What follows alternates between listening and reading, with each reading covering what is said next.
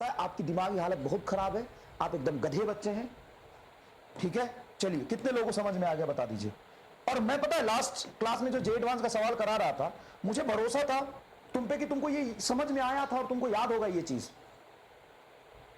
लेकिन ना ना, तुम नहीं हो इस लायक, तुम मेरे भरोसे के लायक नहीं हो। भरोसा तोड़ दिया तुमने, सच में, मतलब भरोसा तोड़ दिया तुमने प्रभु, भरोसा तोड़ दिया। नहीं हो तुम इस लायक। क्लास में कराया हुआ क्वेश्चन, जी जान से समझाया हुआ क्वेश्चन, लेक्चर नंबर 13 में जाके चेक कर लो या 12 में, लेक्चर नंबर 13 या 12 में जाके चेक कर लो। ना मिले ना तो पढ़ाना छोड़ दूंगा साला। क्लास का करा हुआ क्वेश्चन समझाया था, स्मूथ सरफेस देके पूछ लेगा और तुम अबे फंस जाओगे। कराया था क्लास में कि रोलिंग मोशन होता हुआ स्मूथ सरफेस पर दे देगा तो उसका ओमेगा खत्म नहीं होगा। कराया था क्लास में।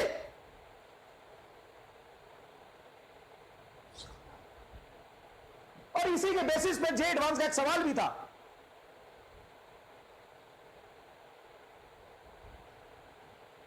देख, हां, अगर मैं सफिशिएंट फ्रिक्शन दे दूं कि स्लाइड नहीं होने देगा, और उस केस में अगर मैं वी दूं और ओमेगा दूं, प्योर रोलिंग मोशन है, तो ये सफिशिएंट फ्रिक्शन है, तो फ्रिक्शन इस पर टॉर्क लगाएगा, और कहां टॉर्क लगाएगा यह भी समझाया था कि बॉल रोल करते हुए ऊपर जाए या रोल करते हुए नीचे जाए, फ्रिक्शन हमेशा ऊपर लगता है। और क्यों लगता है यह भी समझाया था। नहीं है तू भरोसे के लायक, नहीं है तू भरोसे के लायक। बहुत मेहनत से जी जान से तुमको पढ़ाया, लेकिन तू नहीं है भरोसे के लायक। अब बता हाइट कितनी होगी। हां, रफ फ्रिक्शन है, सफिशिएंट फ्रिक्शन है, तब इसकी वेलोसिटी और ओमेगा दोनों कम होगा। और इस केस में जो हाइट होगा और निकालोगे तो v²/2g इंटू बीटा आया था। कैसे? लगाओ सीओमी, लगाओ सीओमी। यहां पर रेफरेंस पोटेंशियल जीरो मान लो, तो बोलो kinetic half mv² plus half I omega square plus gravitational potential reference line पे मैं जीरो मानता हूं, is equal to mgh plus 0+0।